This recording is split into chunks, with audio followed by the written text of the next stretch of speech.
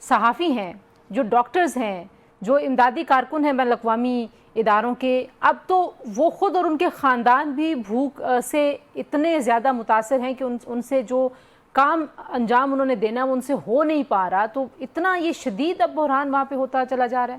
بہت شکریہ میڈم.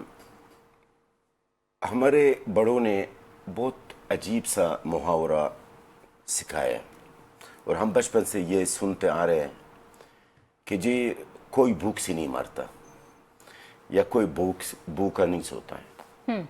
لیکن وہ محاورہ جھوٹا ثابت ہوا ہے. غزہ میں بھوک سے لوگ مرے ہیں، بھوک سے لوگ سوتے ہیں، پیاس سے لوگ پیاسے سوتے ہیں، پیاسے مر جاتے ہیں، شہید ہوتے ہیں. آپ نے جو سوال کیا ہے صحافی اور میڈیکل اسٹاف اور ڈاکٹرز، غزہ میں کوئی بھی شخص نہیں بچا ہے اسرائیل کی ظلم اور بربریت سے. کوئی بھی شخص، کوئی بھی نہ انسان ہے I'm sorry to say، نہ حیوان اسرائیل کی بربریت اور ظلم سے بچا ہے. ظاہر ہے جو اسٹاف ہے، چاہے وہ صحافی ہے، چاہے وہ ڈاکٹرز ہے، ان کو خوراک کدھر سے ملے گا؟ جب عام عوام کو نہیں مل رہا ہے وہاں پہ تو ان کو بھی کدھر سے ملے گا؟ وہی انہی کا حال ہے جو عام عوام کا، جو 21,36,000 کے غزہ کے عوام کا حال ہے، انہی کا حال یہی ہے.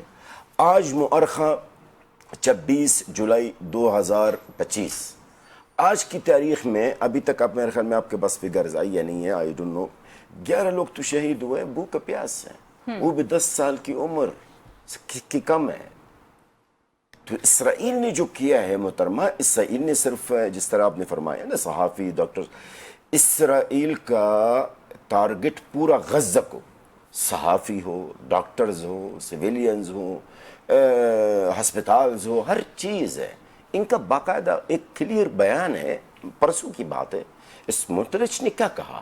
میں ٹرمپ کے بیانات اور نتنیاہو کے بیانات بعد میں آؤں گا. میں اسموٹرچ جو وزیر خزانہ، جو بہت شدت پسند ہے، ان کا یہ بیان کیا آیا کہ بڑا فخر سے، بڑا اکڑ کے ساتھ کہہ رہا تھا کہ ہم غزہ کے عوام کو اتنا ان کی زندگی کو اجیرن کر دیں گے کہ فی الحال ان کو جنوب کی طرف ہجرت کرنا بھی مجبور کریں گے.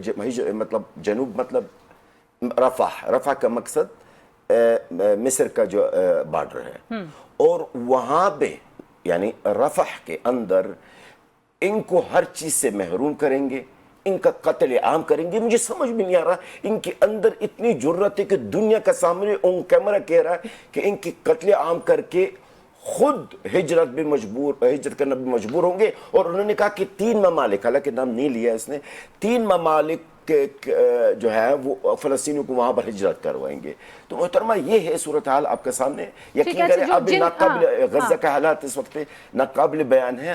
دنیا دیکھ رہی ہے ہو کیا رہا ہے غزہ کے اندر. بالکل ایسے جلال صاحب، برطانیہ کہہ رہا ہے کہ اردن کے ساتھ مل کے ہم فضائی امداد پہنچانے کی کوشش کرتے ہیں. کینیڈا کہہ رہا ہے کہ اسرائیل نے ہماری امداد کو روکا ہوا ہے، پہنچنے نہیں دے رہے وہاں تک. تو مطلب کوئی آپ کو لگتا ہے کہ جب تک اسرائیل کسی بات پہ آئے گا نہیں تب تک یہ ملک کچھ نہیں کر سکتے؟ نہ فضا سے امداد پہنچا سکتے ہیں، نہ کوئی اور ملک کے بارڈر سے جا سکتی ہے.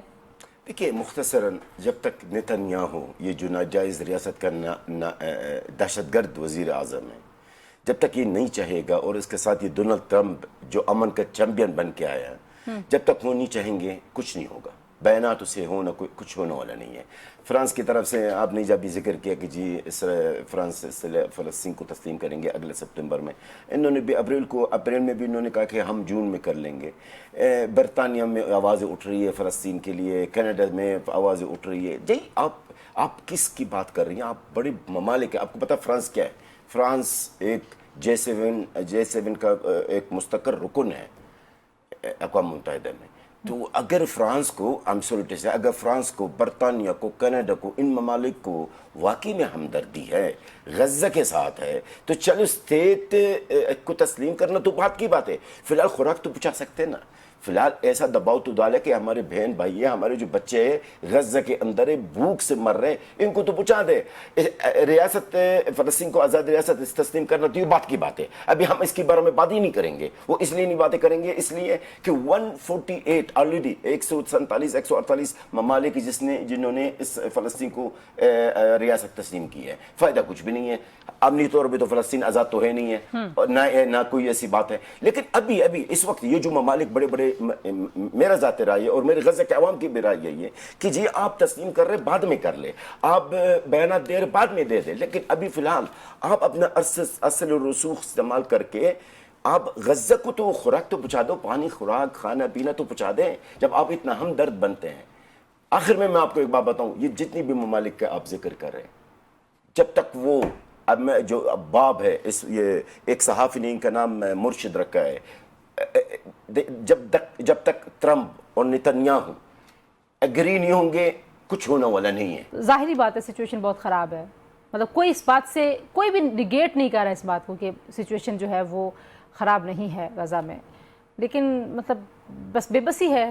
ہم بیٹھ کے بس یہ کہیں گے کہ سارے بے بس ہیں. میں آج آپ کو ایک جملہ بتاؤں جو آپ نے کبھی میڈیا میں نہیں سنا ہوگا.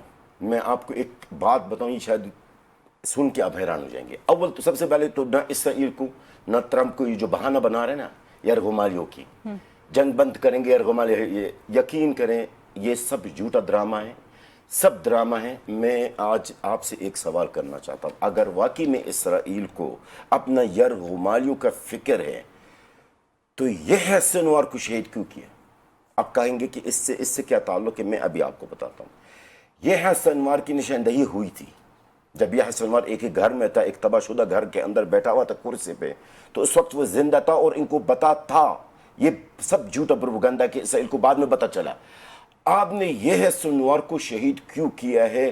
آپ یہ سنوار کو اس وقت گرفتار کر کے حماس پر دباؤ ڈال سکتے تھے کہ اب جو یرغمالی آپ کے پاس ان کو ریلیز کرے, لیکن انہوں نے ایسا نہیں کیا ہے کیونکہ ان کو جنگ جاری رکھنی تھی. جنگ جاری رکھنا تھا, غزہ کے عوام کا خاتمہ کرنا تھا, جس کی وجہ سے, ورنہ ان کا باس چانس تھے اگر واقعی میں ان کو یرغمالیوں کو ریلیز کرنے کا. دیکھیں بے بسی کا عالم, آپ نے جو کہا نا, بے بسی کی بات نہیں ہے محترمہ. امت مسلمہ کو جاگنا چاہیے اللہ کے واسطہ. امت مسلمہ جنگ نہیں کر رہی ہے, امت مسلمہ کچھ کر بھی نہیں پا رہی. امت مسلمہ کھانا اور خوراک تو پہنچا سکتی یا نہیں سکتی. میں آپ سے سوال کر رہا ہوں آج, پلیز مہربانی کریں مجھے 1 منٹ دے دیں. میں آپ سے سوال کرتا ہوں آج, میں آپ میزبان بن کے, آپ میرا مہمان ہے, یہ بتائیے کہ امت مسلمہ سے تاوان مسلم ملک ہے, اور ان کے ساتھ یہ جو جن ممالک کے آپ نے ذکر کیا ہے, کینیڈا, فرانس, فلانا, یہ سب مل کر کیا غزہ کے اندر 21 لاکھ صرف لوگ ہیں, کوئی کروڑ لوگ نہیں ہے. یقین کریں آپ, ایک ملک کافی ہے.